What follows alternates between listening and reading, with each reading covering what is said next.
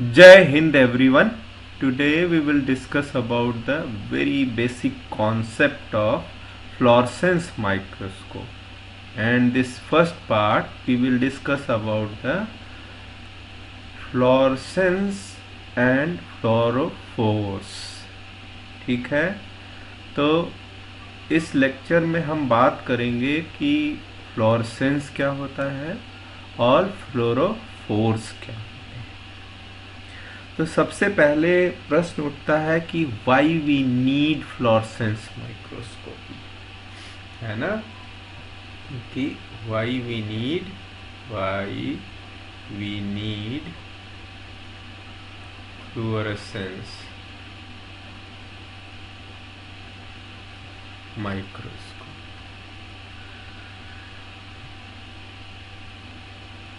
क्यों चाहिए भाई हमको? पहले ये प्रश्न, बिना आवश्यकता के हम क्यों यूज करेंगे? तो पहली चीज देखिए आप यहाँ पे, तो इससे पहले जितने भी माइक्रोस्कोप हमने पढ़े, वहाँ पे हमारी पूरी डिपेंडेंसी, कंट्रास्ट के लिए जो हमारी पूरी डिपेंडेंसी है वो किस पे थी? सैंपल पे। तो चाहे हम लाइट माइक्रोस्कोप की बात करें, चाहे हम डार्क फील्ड की बात करें, या फिर फेज कंट्रास्ट की बात करें, है ना, फेज कंट्रास्ट की बात करें, ये तीनों माइक्रोस्कोप के केस में हमको किसके ऊपर डिपेंड रहना होता था? कंट्रास्ट के लिए सैंपल के ऊपर। तो वो कंट्रास्ट हमारा किसके डिपेंडेंट था? सैंपल के, है ना, सैंपल या सैंपल कंपोनेंट के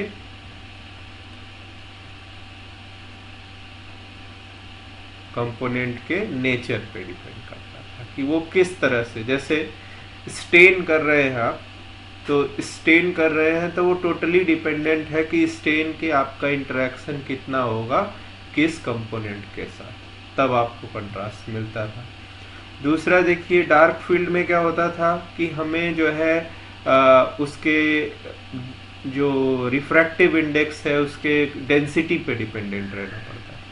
जबकि फेज कंट्रास्ट के केस में हम क्या करते थे कि जो सैंपल के द्वारा जो स्मॉल डिफ्रैक्शन पैटर्न हमको मिलता था, उसको हम माइक्रोस्कोप के अरेंजमेंट की सहायता से क्या करते थे? दोनों वेव्स को सेपरेटली मैनिपुलेट करते थे, जिससे हमें कंस्ट्रक्टिव डिस्ट्रक्टिव इंटरफेरेंस मिलता था और हम इमेज को देखते थे।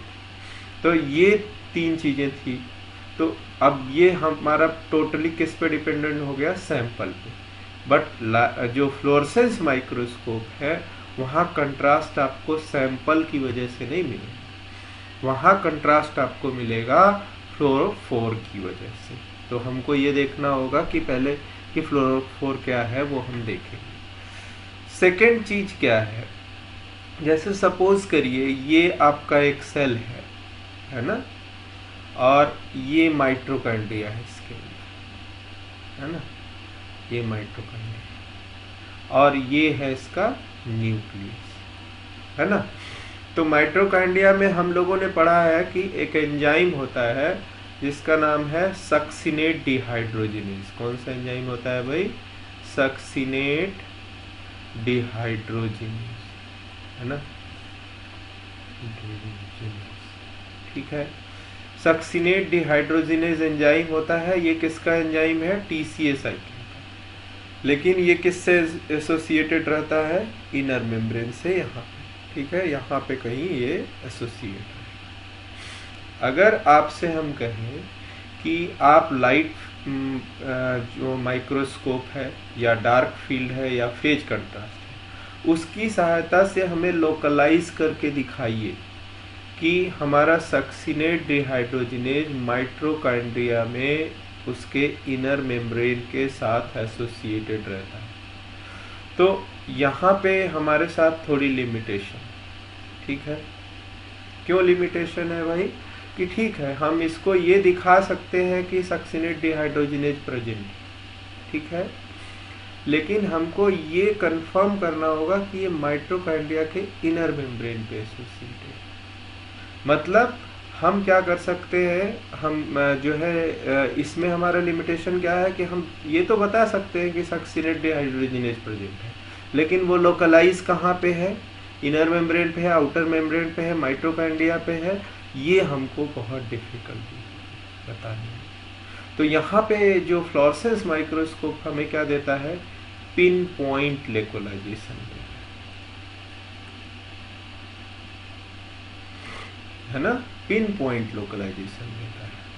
अच्छा, ये कह रहे हैं कि लाइट माइक्रोस्कोप में भी सर कर सकते हैं। हाँ बिल्कुल कर सकते हैं। थोड़ा उसमें प्रॉब्लम ये होती है कि जब जैसे आप दो उसमें कलर है उसको एक साथ मर्ज करेंगे तो उसमें आपको प्रॉब्लम आएगी, तो इसलिए दिक्कत होती है उसमें करने में। उस पर हम लोग कभी डिस्कस करेंगे जब एंटीबॉडी के साथ देखेंगे कैसे डिटेक्शन सिस्टम है। ठीक है, तो ये है कि हम फ्लोरेसेंस माइक्रोस्कोप से क्या कर सकते हैं, पिन पॉइंट लोकलाइजेशन कर सकते हैं, लेकिन इसके केस में नहीं कर सकते। तीसरा क्या है, एक प्रोटीन है वो कहाँ पे दूसरे प्रोटीन से इंटरैक्ट कर रही है, किस जगह पे इंटरैक्ट कर रही है, इंटरैक्ट कर रही है कि नहीं कर रही है, इसको भी हम फ्लोरेसेंस की सहायता से देख सकते हैं। तो हम क्या देख सकते हैं, interaction of proteins, interaction of proteins. तो ये तो हो गई आवश्यकता की बात भाई, कि हम क्यों आवश्यकता हमको पड़ी फ्लोरेसेंस माइक्रोस्कोप की। फ्लोरेसेंस क्या है, आइए अब इसको समझते हैं।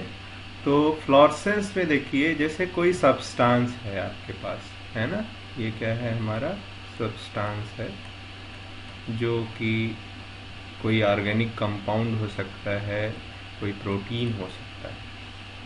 अब हमारे साथ क्या है कि भाई जब हम इसको एक लाइट वेवलेंथ देते हैं, है ना, यहाँ पे देखिए ये हम एक लाइट दे रहे हैं, तो सपोज करिए ये लाइट हमारी है E1 एनर्जी की, और इसको हम लोग कहते हैं hc/λ1।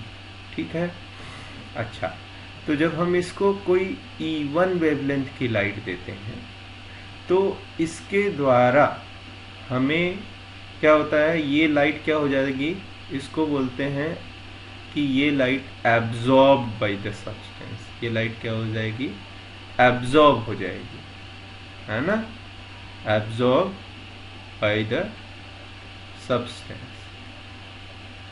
है ना। तो इसको एब्जॉर्प्शन वेवलेंथ भी बोल सकता है। तो एब्जॉर्प्शन वेवलेंथ जब आपने इसको दिया तो ये लाइट को एब्जॉर्ब करेगा सब्सटेंस, उसके बाद देखिए एक दूसरी लाइट इसमें से निकल रही है ना, ये लाइट किस में है, विजिबल रेंज में है, विजिबल रेंज में, है ना, विजिबल रेंज में 400 से 700 नैनोमीटर।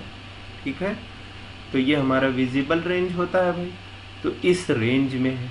तो इसमें आपने पढ़ा होगा बेसिक क्लासों में विबग्योर, है ना, तो ये है violet, indigo, blue, green, yellow, orange, red. ठीक है, जैसे जैसे आप इधर की तरफ जाएंगे वेवलेंथ बढ़ती जाएगी, ये आपने पढ़ा। तो देखिए ये सब्सटेंस कर क्या रहा है, ये सब्सटेंस को जब आप ये एब्जॉर्बेंस वाली लाइट दे रहे हो, जो ये एब्जॉर्ब करता है, तो उसके बाद ये लाइट प्रोड्यूस भी कर रहा है ना, तो इसको बोलते हैं इमिशन, इमिशन वेवलेंथ, है ना, wavelength, emission wavelength, emission wavelength. तो या इमिटेड लाइट भी कह सकते हैं। इसको क्या बोलेंगे, इसको बोलेंगे एक्साइटेशन, एक्साइटेशन वेवलेंथ। क्या बोलेंगे, एक्साइटेशन वेवलेंथ। तो जब किसी सब्सटेंस को हम एक वेवलेंथ से एक्साइट करते हैं, जिसको वो एब्जॉर्ब करता है ना, और दूसरी तरफ वो लाइट को इमिट भी कर रहा है। देखिए यहाँ पे ये लाइट को इमिट कर रहा है, दिस इज इमिशन वेव। ठीक है ना, तो जब कोई सब्सटेंस एब्जॉर्ब करे लाइट को और प्रोड्यूस करे, और इसमें कितना सेकंड लगेगा, 10⁻⁻⁹ सेकेंड में ये प्रोसेस होगा, ठीक है ना। तो ये प्रोसेस कितने समय में होगा? 10 नैनो सेकेंड्स में ये प्रोसेस होगा आपका। तो जब ये लाइट प्रोड्यूस करेगा तो ये हमको क्या दिखाई देगा? ग्लो दिखाई देगा, है ना। जिस भी रेंज में ये प्रोड्यूस करेगा वेवलेंथ ऑफ लाइट, उसको तब उसी कलर का आपको ग्लो दिखाई देगा। लेकिन हमको ये ध्यान रखना होगा कि हम जिस वेवलेंथ को दे रहे हैं उसको जब हम मास्क करेंगे, है ना, उसको हमको नहीं देखना है। हमको किसको देखना है? जो वेवलेंथ उसमें से निकलेगी। तो जो वेवलेंथ निकलेगी, सपोज करिए उसका जो है, अगर हम एनर्जी लिखें तो E2 is equal to hc/λ2, ठीक है ना। तो यहाँ पे ये देखिए कि जो एनर्जी आप दे रहे हैं उससे नहीं मतलब है। जो इस एनर्जी को आप दे रहे हैं उसके बाद सब्सटेंस उसको एब्जॉर्ब कर ले रहा है, फिर उसमें से कुछ लाइट निकल रही है जो कि हमारे विजिबल रेंज में है। तो ऐसे इस फेनामेना को हम क्या बोलेंगे? फ्लोरेसेंस बोलेंगे। इस तरह का जो फेनामेना होता है, जब कोई सब्सटेंस लाइट को एब्जॉर्ब करता है और उससे हायर वेवलेंथ की लाइट, मतलब लोअर एनर्जी की लाइट को प्रोड्यूस करता है, तो उसको हम क्या कहते हैं? फ्लोरेसेंस कंपाउंड कहते हैं। यहाँ इसको अब और थोड़ा डिटेल में समझते हैं। देखिए ये होता क्या, जब हम, जैसे आपने बेसिक क्लासेस में ये भी पढ़ा होगा कि जब किसी एटम का स्ट्रक्चर पढ़ते हैं तो ये उसका न्यूक्लियस है और उसके चारों तरफ एनर्जी के सेल्स होते हैं, K, L, M, जिसमें इलेक्ट्रॉन पाए जाते हैं। इलेक्ट्रॉन इसमें घूमते हैं, ठीक है ना, इलेक्ट्रॉन इसमें चक्कर लगाते हैं, ठीक है। तो इन एनर्जी का एक डेफिनिट, इन सेल्स का जो ये शेल है, इसका जो है क्या होगा? डेफिनिट एनर्जी होगा, है ना। डेफिनिट क्या होगा? एनर्जी है, ठीक है। लेकिन अगर आप सपोज करिए कि एक लाइट वेवलेंथ दे रहे हैं, है ना, इसको लाइट आप दे रहे हैं, this is called excitation. Excitation है ना, इसको हम E1 मान लेते हैं, hc/λ। और तो क्या होगा? ये इलेक्ट्रॉन एक्साइटेड हो जाएगा, इसके पास एनर्जी इस सेल से ज़्यादा एनर्जी हो जाएगी। तो ये क्या होगा? ये इलेक्ट्रॉन यहाँ से निकल के बाहर आ जाएगा, है ना, इस एटम को छोड़ के बाहर आ जाएगा और पुनः फिर क्या करेगा? वापस आएगा। लेकिन जब ये वापस आएगा तो इसको तो चाहिए एनर्जी कितनी? इस सेल के बराबर ही। तो यहाँ से ये कुछ एनर्जी को लॉस होगा इसका, है ना। इसको बोलते हैं E2 इक्वल टू hc/λ2। यहाँ ये ध्यान में रखना है कि ये जो एक्साइटेशन वेवलेंथ है और ये जो इमिशन वेवलेंथ है ना, एक्साइटेशन वेवलेंथ क्यों हो रहा है भाई? एक्साइटेशन वेवलेंथ, आपने एनर्जी दिया, इलेक्ट्रॉन ने एब्जॉर्ब किया और इलेक्ट्रॉन जो है फिर जो है अपनी कक्षा में वापस आ रहा है। जब वो कक्षा को छोड़ दिया, then it is coming back. या हो सकता है इस कक्षा से अब ये इस कक्षा में आ रहा है, तो उसको क्या करना होगा? एनर्जी का लॉस, उसको एनर्जी को कम करना होगा अपनी। तो ये जो एनर्जी का वो लॉस हो रहा है वही क्या है? हमारा एमिशन वेवलेंथ है। और वही हमको क्या दिखाएगा? फ्लोरेसेंस दिखाएगा, है ना। हमको क्या दिखाएगा? फ्लोरेसेंस दिखाएगा। अच्छा, अब यहाँ ध्यान ये रखना है कि E1 is always greater than E2, है ना, और λ2 इज ऑलवेज ग्रेटर देन λ1। क्या कह रहे हैं? हाँ, इनका प्रश्न बिल्कुल सही है। यहाँ पे ये कह रहे हैं कि सर जो है ये लैम्डा का रिलेशन उल्टा क्यों और E1 is less than E2 क्यों है? तो ये भाई अगर मैं ऐसे लॉ बताऊं आपको, फर्स्ट लॉ ऑफ थर्मोडायनेमिक्स कहता है कि जो है energy can neither be created nor be destroy. ये आप रटते हुए आए हैं। लेकिन ये आप ऐसे समझिए कि जैसे मान लीजिए कहीं बुक फेयर लगा है और आप उसको देखने जाना है। आपको घर से कितना मिला? 1000 रुपये। अब आप यहाँ से ऑटो से जाएंगे, ऑटो का किराया देंगे कुछ, मान लीजिए 100 रुपया खर्च हुआ आने जाने में, तो आप घर आएंगे तो कितनी की बुक लेके आएंगे? 900 रुपये की बुक लेके आएंगे। मतलब जितनी एनर्जी, जितना पैसा आपको दिया गया टोटल की आपने बुक नहीं खरीदी, है ना? तो कुछ एनर्जी का क्या हो जाता है? लॉस हो जाता है।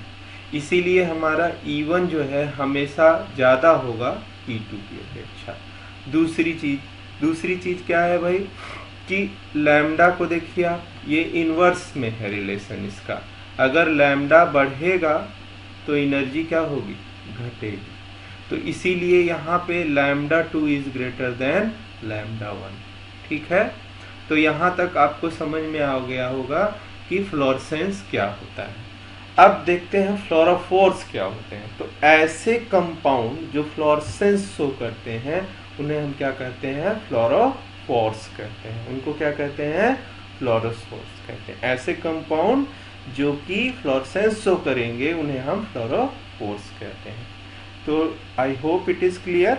अच्छा, आइए अब कुछ स्पेसिफिक उदाहरण देखते हैं कि जो हम अपने जो है फ्लोरेसेंस माइक्रोस्कोप में यूज करेंगे। तो देखिए यहाँ पे कुछ फ्लोरोफोर्स का उदाहरण दिया गया है। वहाँ पे हम एक्साइटेशन वेवलेंथ दी गई है, ये देखिए एक्साइटेशन वेवलेंथ है यहाँ पे, है ना? तो एक्साइटेशन वेवलेंथ आपको दी गई है। तो एक्साइटेशन वेवलेंथ ये है आपका, और इमिशन वेवलेंथ इसमें दिया गया है। तो यहाँ पे देखिए एक पहला कंपाउंड है DAPI और PI, propidium iodide and diamidino phenyl indole, ये दो कंपाउंड दिए गए हैं। तो इनको आप क्या करेंगे? सपोज करिए ये कंपाउंड है, इसको आप कितनी वेवलेंथ देंगे भाई? इसको बोलते हैं एक्साइटेशन वेवलेंथ, है ना? तो देखिए 358 नैनोमीटर आप दे रहे हैं। कितना दे रहे हैं? 358 नैनोमीटर। इसको ये एब्जॉर्ब कर लेगा।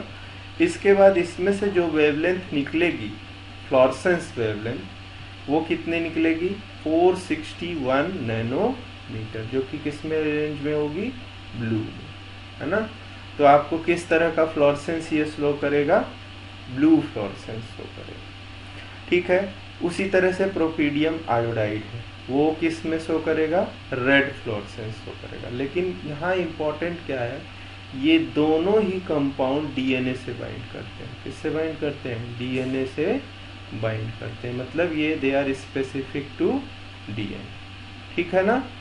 या न्यूक्लियोटाइड जो सीक्वेंस होते हैं उससे बाइंड करते हैं। ठीक है, अच्छा, तो इसको आप किसके लिए यूज कर सकते हैं? सपोज करिए एक सेल है, उसका ये न्यूक्लियस है।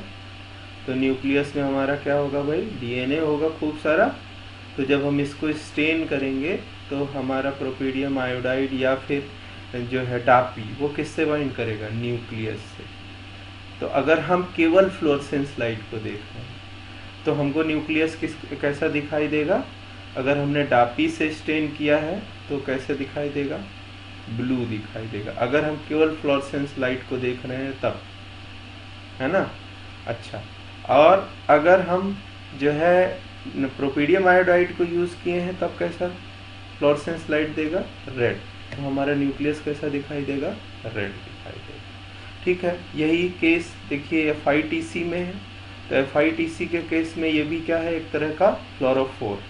तो आपको एग्जाम में लिखना है तो कोई एक एग्जाम्पल आप इसमें से पहले से उसका एक्साइटेशन और इमिशन वेवलेंथ यहाँ से थोड़ा सा आपको मेमोराइज करना है। अच्छा, इन सब से हट के जो सबसे इम्पोर्टेंट है वो हम लोग यहाँ पढ़ेंगे, ग्रीन फ्लोरेसेंस प्रोटीन। ये क्या होता है? ये बहुत इम्पोर्टेंट है। ये सब तो मान लीजिए ऑर्गेनिक सिंथेटिक कंपाउंड्स, 1 2 3, ये सब ऑर्गेनिक सिंथेटिक कंपाउंड है ना? लेकिन ये बहुत इम्पोर्टेंट है। ठीक है, क्यों इम्पोर्टेंट है उसको आइए देखते हैं।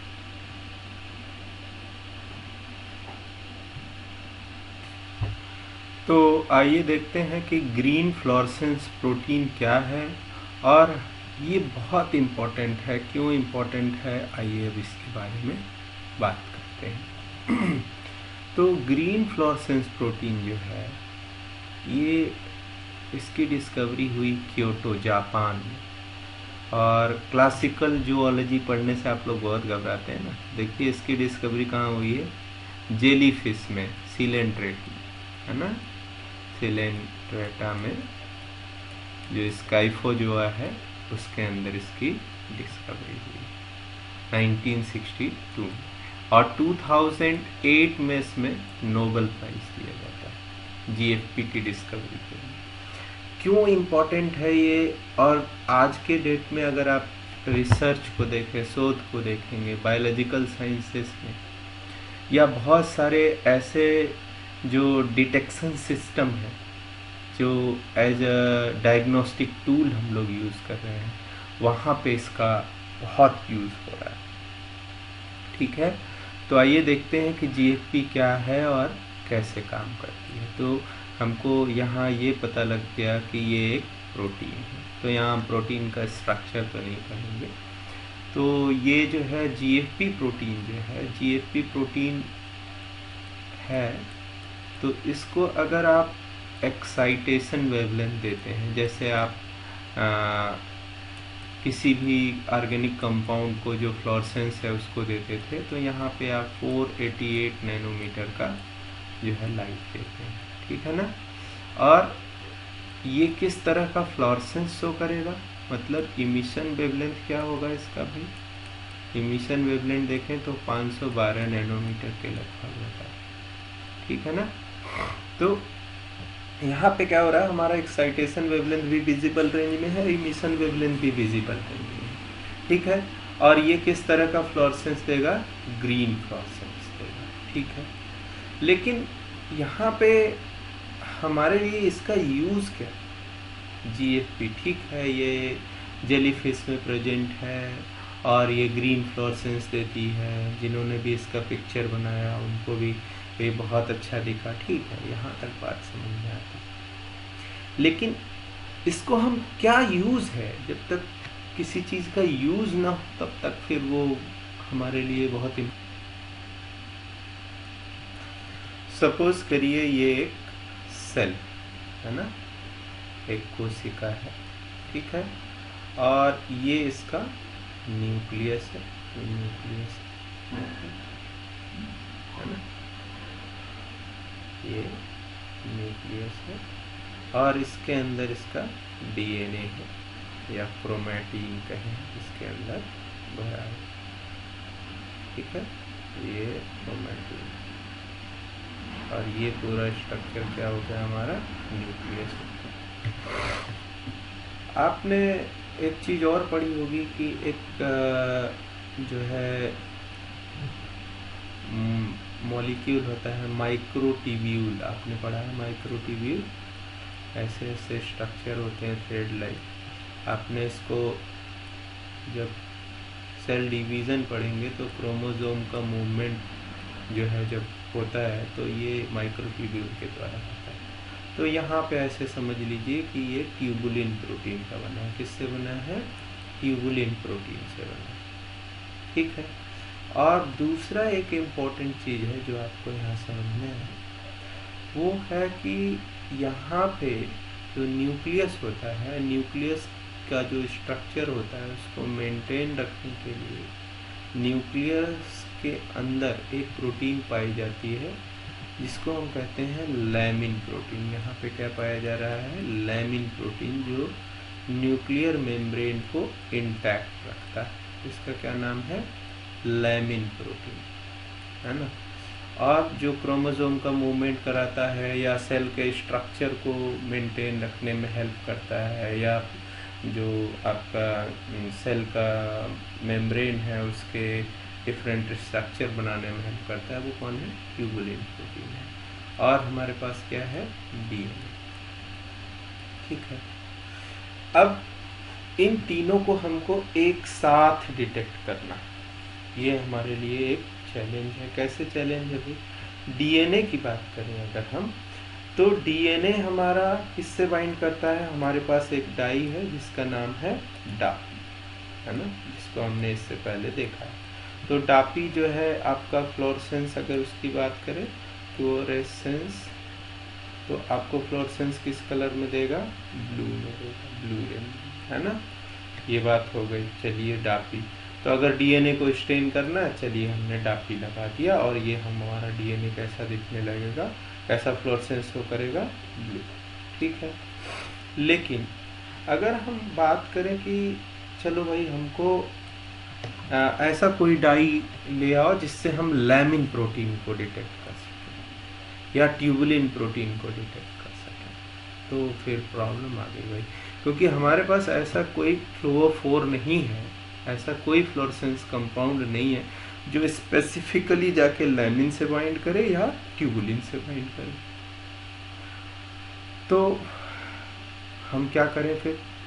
तो देखिए, एक प्रोटीन होती है, प्रोटीन, इसके बारे में 2-3 चीज़ें हम यहाँ बताएंगे, और अगर आपका इसका बहुत डिटेल चाहिए तो आप इम्यूनोलॉजी के 2 लेक्चर हैं इसी चैनल पे, आप जाके उसको देख सकते हैं, और वो हिंदी में है, आपको कोई परेशानी नहीं। एक नाम होगा जो आपने सुना होगा बहुत, एंटीबॉडी। एंटीबॉडी, हाँ, कितने लोगों ने सुना है? हाँ, चलिए 70% लोगों ने सुना है एंटीबॉडी। तो एंटीबॉडी क्या है? एक प्रोटीन है, rather we called it glycoprotein. तो ये प्रोटीन क्या करती है? सपोज करिए कि ये एक एंटीजन है, एक एंटीजन ये है, एक एंटीजन ये है, और एक एंटीजन ये, ठीक है ना। एंटीजन भी सपोज करिए प्रोटीन, ठीक है। तो अब अगर ये फॉरेन है हमारे बॉडी के लिए, हमारे बॉडी में ऐसे प्रोटीन सपोज करिए नहीं पाए जाते, तो ये हमारे इम्यून सिस्टम के लिए क्या हुआ? एंटीजन हुआ। ऐसे मॉलिक्यूल जो हमारे लिए क्या है? फॉरेन, हमारे बॉडी के कंपोनेंट नहीं है। तो हमारा इम्यून सिस्टम क्या करता है?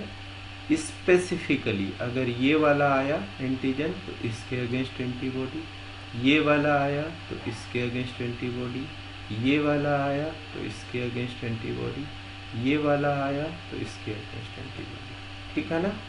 तो मतलब क्या होता है? एंटीबॉडी, एंटीबॉडीज स्पेशली मोनोक्लोनल, है ना, मोनोक्लोनल। इसका बहुत डिटेल अगर आपको जानना होगा तो सेपरेट लेक्चर हो जाएगा, लेकिन आप ये जानिए कि एंटीबॉडी जो है स्पेसिफिक होती है। क्या होती हैं? स्पेसिफिक होती हैं किसी एंटीजन की, है ना। सपोज करिए एक एंटीबॉडी है हमारे पास ही, है ना। एंटीबॉडी का स्ट्रक्चर देखेंगे तो कुछ है, ठीक है। ये देखिए, ये एंटीबॉडी ऐसे होती है। ये क्या है? कांस्टेंट रीजन है इसका, जो कि किसी एंटीजन से नहीं बाइंड करेगा। बट ये वाला जो पोर्शन है ये स्पेसिफिक है, जैसे ये स्पेसिफिक है इस स्क्वायर टाइप एंटीजन, ये ठीक है ना। तो जब भी हम भाई इस एंटीबॉडी को अलाउ करेंगे कि ये बाइंड करे जाके एंटीजन से, तो वो किससे बाइंड करेगी? जो ये स्क्वायर शेप का एंटीजन। ये सबको समझ में आया? स्पेसिफिसिटी किसके लिए है इस एंटीबॉडी की? इस स्क्वायर शेप के।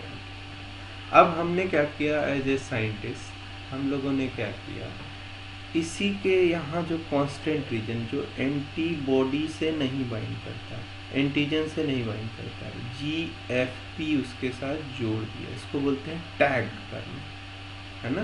इसको क्या कर दिया हमने? टैग कर दिया इसके साथ, ठीक है। अब ये किसको डिटेक्ट करेगा? ये स्क्वायर शेप एंटीजन को डिटेक्ट करेगा। लेकिन जब ये इससे बाइंड करेगा और हम इसको एक्साइटेशन वेवलेंथ देंगे GFP को, तो ये कैसा फ्लोरेसेंस शो करेगा? ग्रीन। तो हमको जहाँ पे भी वो प्रोटीन होगी, जिसको भी एंटीजन को हम लोकलाइज कर रहे हैं, वो हमको दिखाई देने लगेगी।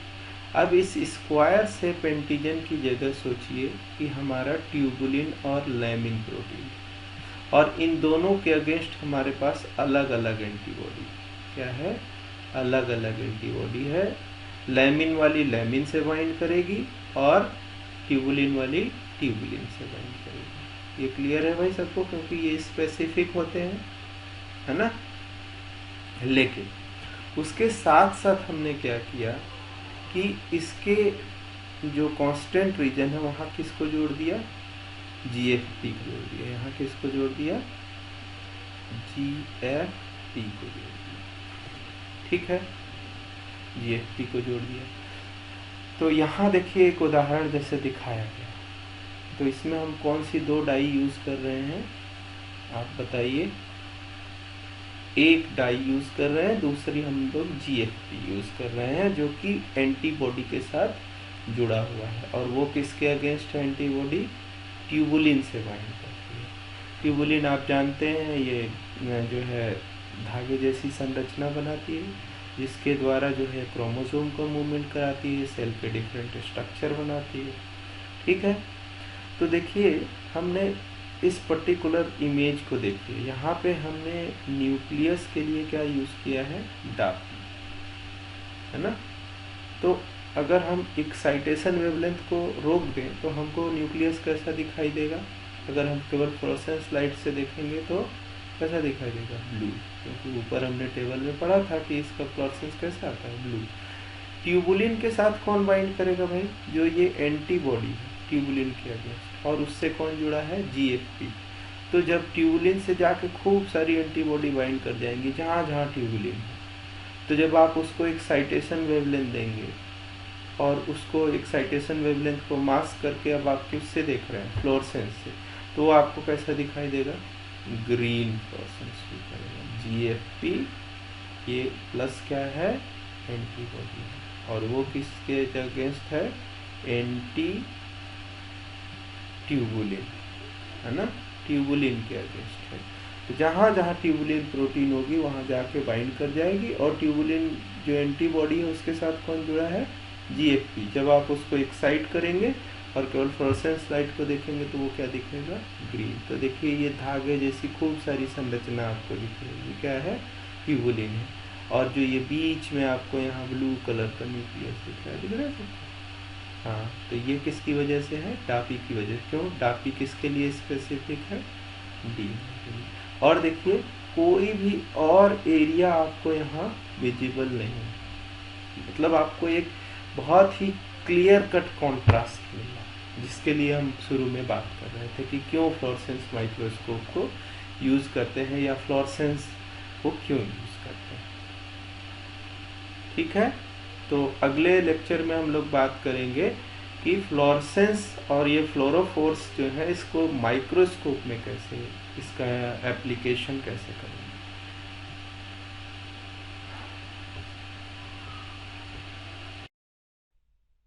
अद्वैता एकेडमी के सभी व्यूअर्स का बहुत बहुत धन्यवाद, आभार। आप हमें लाइक कर सकते हैं, शेयर कर सकते हैं। यदि आपको ये वीडियो, ये चैनल पसंद आया है तो आप इसे सब्सक्राइब कर सकते हैं, और बहुत महत्वपूर्ण है कि आप बेल आइकन दबाना ना भूलें, जिससे कि आप हमारे अगले वीडियो का अपडेट प्राप्त कर सकें। और सबसे इम्पोर्टेंट है कि आप जो है, आपको अगर इन वीडियोस में कहीं भी कोई प्रश्न लगता है या हमें आपको ऐसा लगता है कि छूट गया है तो आप कमेंट सेक्शन में ज़रूर बताएं। बहुत बहुत धन्यवाद।